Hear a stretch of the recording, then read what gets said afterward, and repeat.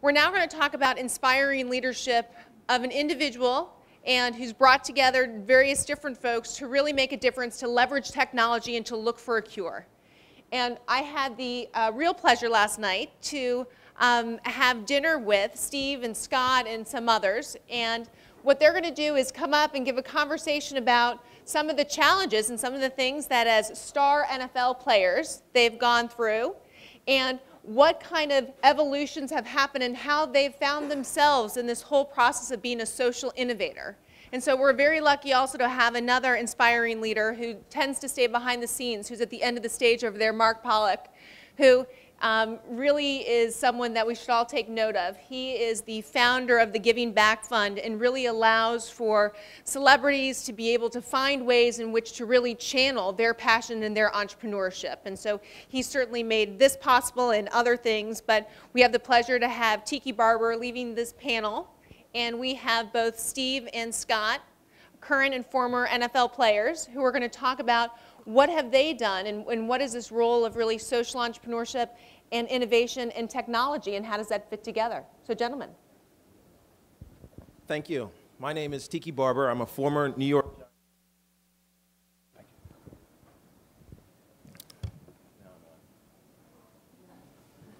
Now I'm not. There I am. And similar to these two gentlemen to my left, former football players. Actually, Scott is still playing. Immediately to my left, Scott Fujita, who is a linebacker for the Cleveland Browns now, but also Super Bowl champion from the New Orleans Saints in 2010 when they inspired the city of New Orleans. And to his left, the inspiration for our panel, Steve Gleason, who was also a linebacker for the New Orleans Saints. He retired prior to the 2010 Super Bowl. However, he has been an inspiration to the city, facilitating the first touchdown in the Superdome after it was reopened after Hurricane Katrina by blocking a punt. And he is an ambassador for that team, and he is inspiration to all of us former athletes who have struggled in life but found a way to keep pushing forward. There's no better way to, thank you.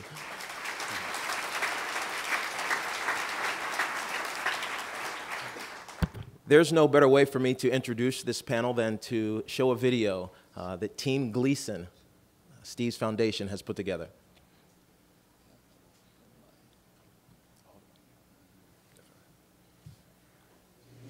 I am clear on my purpose for this earthly life. I was born in the mountains and wandering rivers, yet I'm aware of this life's sacredness. No matter where I sit, with every breath that I give, I am free. I am spiritual, artistic, inspiring, and different, and I'm happy to be this way. Amen.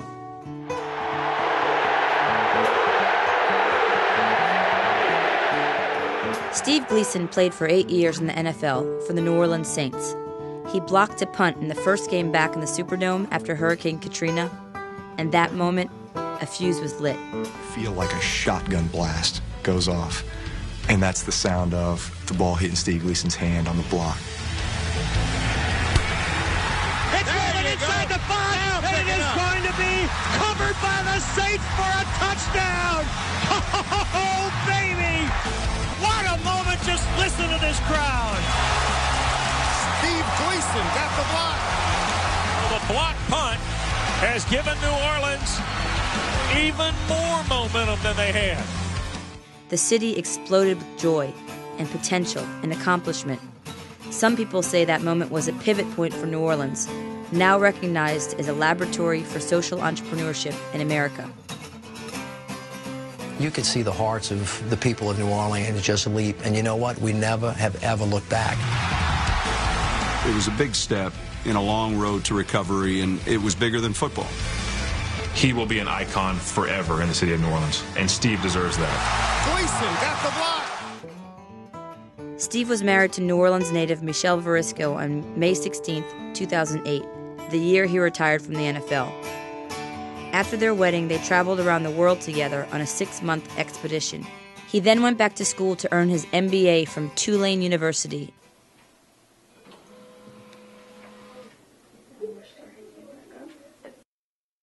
In January of 2011, Steve was diagnosed with amyotrophic lateral sclerosis, ALS, or commonly called Lou Gehrig's disease. It is a neurodegenerative disease of the nerve cells in the brain and spinal cord, progressively affecting voluntary muscle action. While the condition slowly gets worse, ALS does not affect the senses or a person's ability to think or reason. After his diagnosis, he chose to continue with his MBA, and because he loves adventure, he and Michelle traveled to Alaska on a 15,000-mile journey.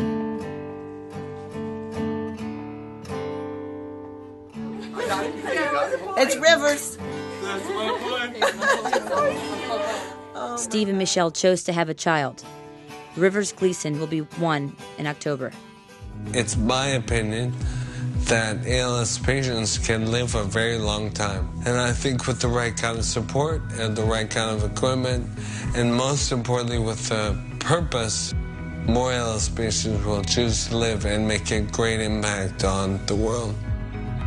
I think if you know Steve, you just knew that this is how he would approach it.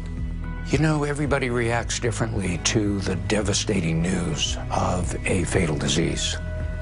Everybody goes through a period of shock. Steve and Michelle worked through that shock, and they've come out the other side full of hope and unbelievably thinking about other people. And pretty inspiring. With the help of family and friends, Steve launched his own organization, Team Gleason. Its mission is to help others with ALS realize their purpose by sponsoring extraordinary life adventures and continuing to push for advancements in and access to leading-edge technology. Steve is an inspiration to hundreds of thousands of people who have been touched by his courage and passion for life and helping others. He has told the medical community, "Save my voice, my lungs, and my thumbs, and I promise to change the world." If necessary, he will use his eyes or even his thoughts to connect and interact via computer. Steve is not alone. All patients with neurodegenerative disease can have an impact and be productive if given the opportunity and the tools. Without a cure for the disease, technology is that cure.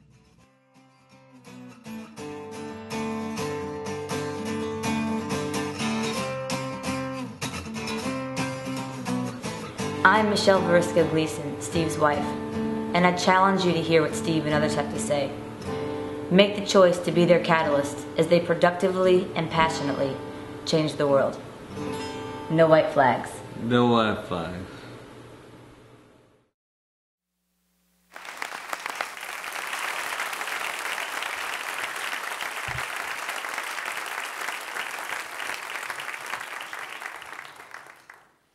I'd like to take a moment and introduce you to Michelle, who is somewhere in the room. Where did she run off to? If she could stand up.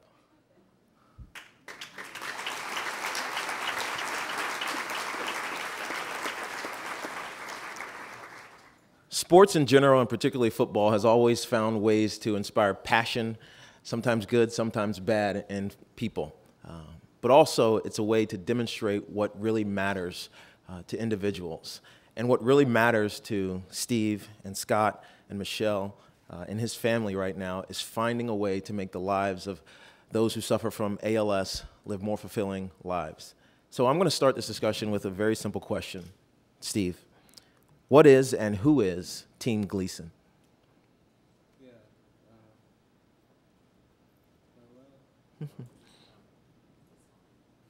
Can you hear me? Yeah. There we go. We started a foundation last fall to do two things. One, to help provide equipment and technology to ALS patients because, as I said in the video, I believe that with the right technology and equipment, the ALS patients can live for decades. You may have saw Stephen Hawking in that video. The second component of our mission is to raise awareness on a global scale. Our method for doing that is to send ALS patients on what we call extraordinary life adventures.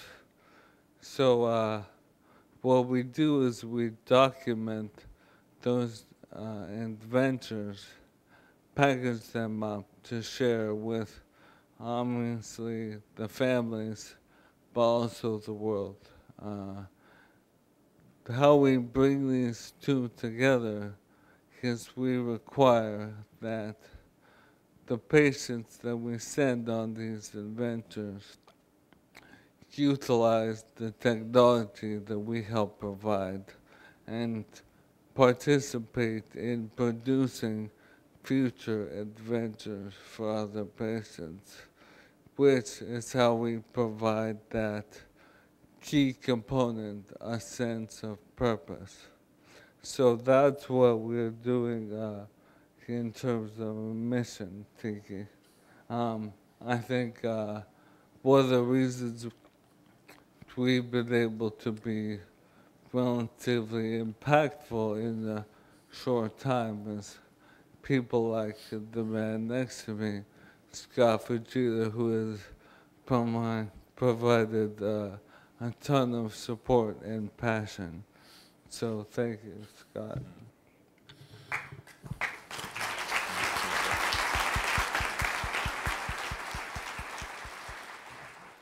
I think when I got to New Orleans back in 2006, the first season after Hurricane Katrina, Steve and I became friends right away. I think it was kind of a natural connection. I think his sense of adventure was something that drew me in.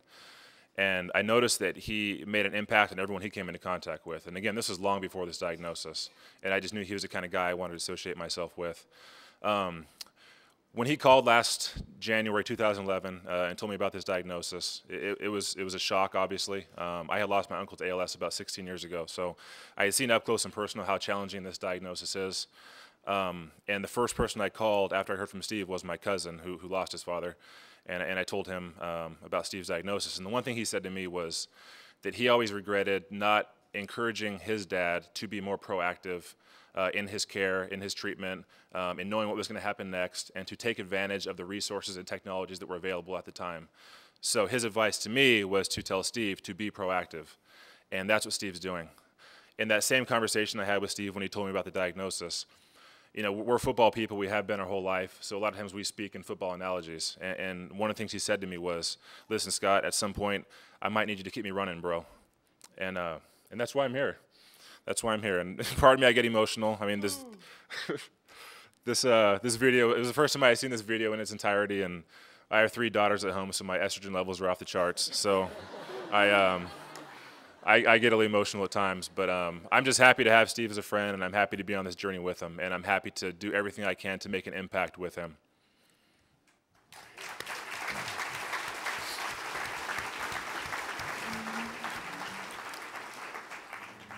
A lot of people have labeled ALS as incurable, that it's a death sentence, that you're going to live in a shell.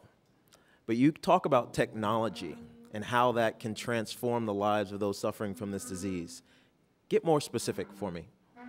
Well, I think a good way to start with that is, you know, Steve always says that right now there is no medical cure, but technology is that cure. And I think it's important to look at history and to realize that if Steve had been diagnosed back in the 1940s when, say, Lou Gehrig was, he would have had no shot. I mean, his life expectancy would have been really, really brief. He would have died within a couple years with no alternative. And in the meantime, since the 1940s, while medical advancements have been rather minimal, the technological advancements have been exponential. And that's important for everyone in this room to realize. And with these technological advancements, not only have they helped improve the quality of life of people, but they've actually helped people extend their lives and help people not only survive, but actually thrive in the process. And a perfect example is someone we've all heard of, Stephen Hawking. This guy is a genius, you know, one of the foremost thinkers in the world, has made such a huge impact globally. And this is someone who's been living with his diagnosis for 40 or 50 years now.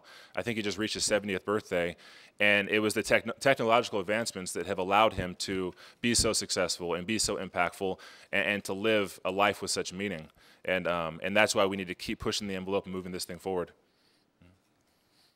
We have examples. Give me an example of a technological solution, a social innovation, you could say, that has helped you specifically lead a more fulfilling life? Well, I would have had a difficult time coming up here without this wheelchair. So that's a very obvious one. Well, Scott mentioned Stephen Hawking.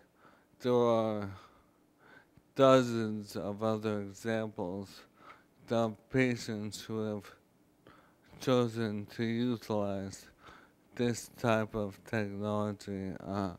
I have a friend who is a movie producer, and some of the technology that they're using are things like eye tracking software and hardware, where patients can interact and navigate with a computer. They can type with their eyes. They can literally speak when they lose their voice. I think, Scott, we have the pretty unique example of that. I worked with, or am working with a company named Cereproc out of Scotland, and as you hear some ALS patients or spinal cord injury patients speak to you with a generic voice, we've found a solution that I feel is more powerful. So we do have a sample of that. So Steve's worked with Cereproc and of his synthetic voice. So I think if we can pull that up, please, on his website, teamgleason.org, there's a link there where you can check out Steve's synthetic voice. On the right-hand side of the screen, click that. It should bring up a YouTube link. And 3 years after retiring from the NFL, I was diagnosed with ALS. It is considered a terminal illness with no known cure. The experts told me that I would live between 2 and 5 years. Until we see a medical solution, I believe that technology is a cure. I believe that with the correct technology, equipment, and sense of purpose, ALS patients can live for decades.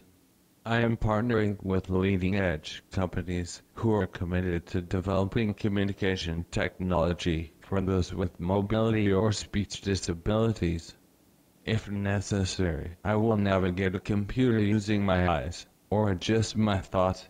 Someday, everyone will interact with their computer in this way. ALS patients eventually lose the ability to speak. This summer, I began working with Cereproc, recording my voice to a voice bank. We have created a synthetic voice that sounds like my own voice. I hope you like it, because you will be hearing from me for decades to come. No white flags.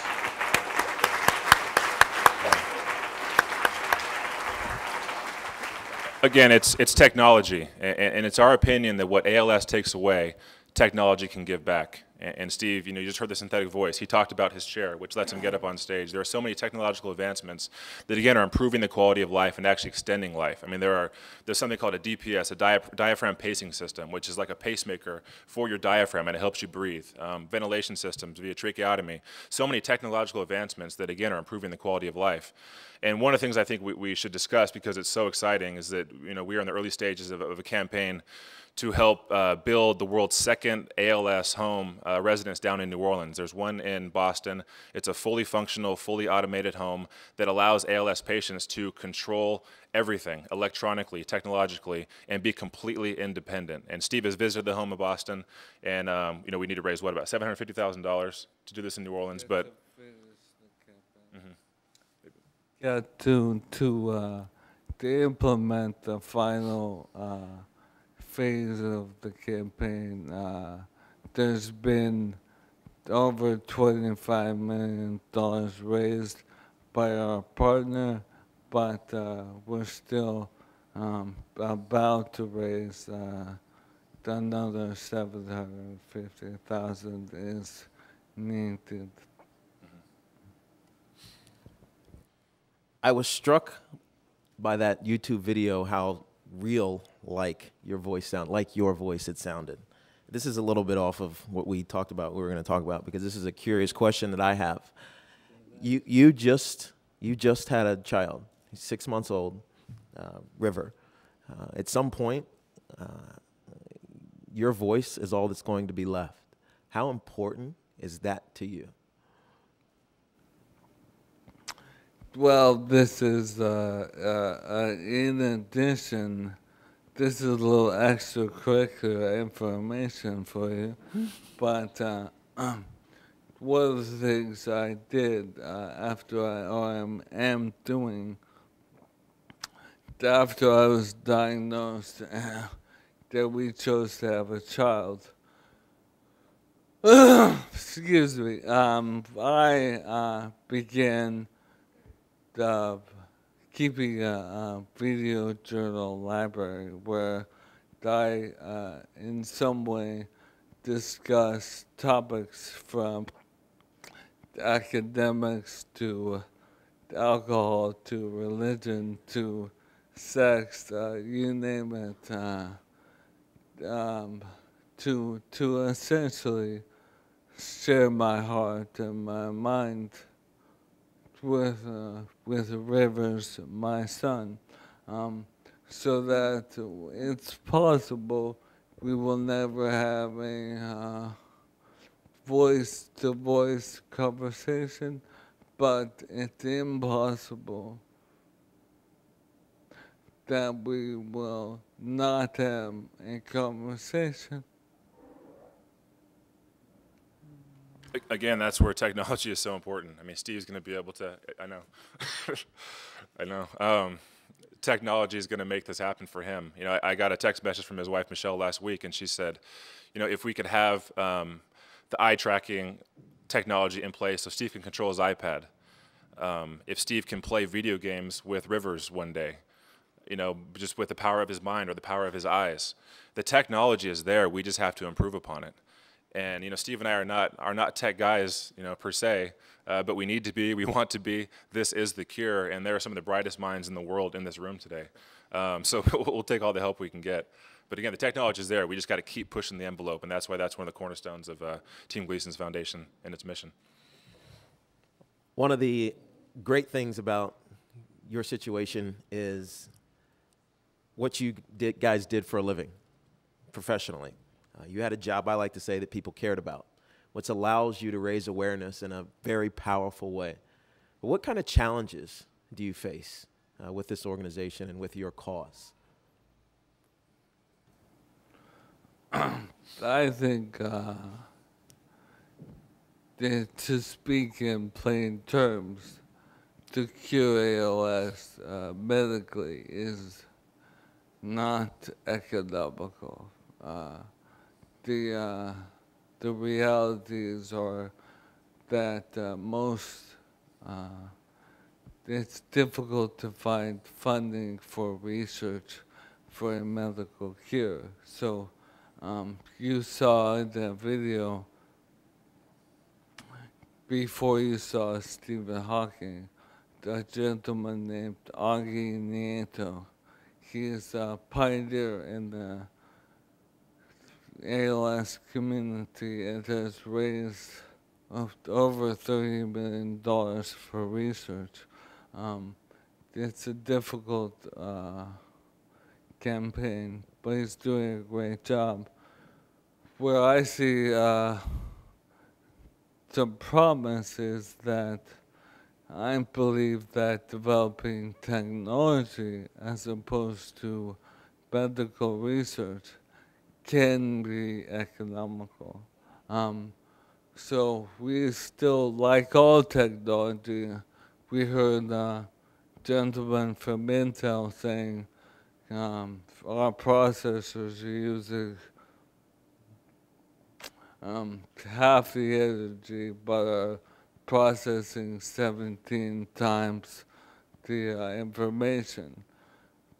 ALS technology is no different. It needs to continue to exponentially improve. So there are price barriers. I can promise you that that hardware that is available for ALS patients is not the same hardware that the gentleman from Intel was talking about. The processing speeds of these machines are, in technological terms, prehistoric. But I believe that developing more advanced technology where we can use our eyes to type, to communicate seamlessly with a crowd like yourself, to cross us over to other populations outside the ALS population, spinal cord injury patients. There's technology developing right now for gaming systems that are 3D, and those systems are based off of eye tracking technology that was used for patients like myself. So, like all technology, we need help making things faster, making things more innovative, and most importantly, lowering the price point for patients who are not as fortunate as myself to acquire that technology. So I think there are challenges. The ALS technology has come a long way and has provided hope for a person like myself, but there's a long way to go. Yeah, you mentioned, and there are challenges, but maybe there's someone here or elsewhere who can help us meet those challenges, and that's. Mark, thank you for organizing this. Steve, thank you for sharing your story with us. Scott, thank you for being who you are to Steve and to his family. And I think it was plainly obvious what people in this room can do for this organization and for this cause and others like it. So I would encourage you all to reach out, try to find ways to make this, let's say, go away. Thank you all, and have a great afternoon.